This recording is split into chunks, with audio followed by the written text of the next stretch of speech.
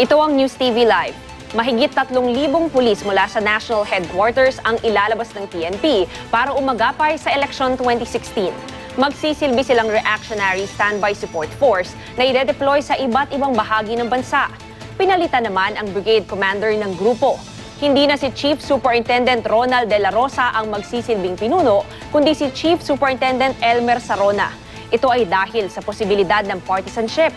Naalis sa pwesto si De La Rosa matapos umanong kumalat ang kanyang mga post sa social media na may mga pahayag ng pagkiling umano sa isang kandidato.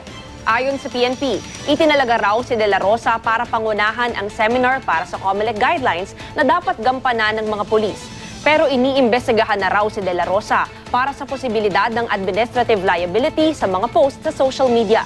Kaya pakiusap ng PNP sa mga pulis, huwag munang mag-post sa social media.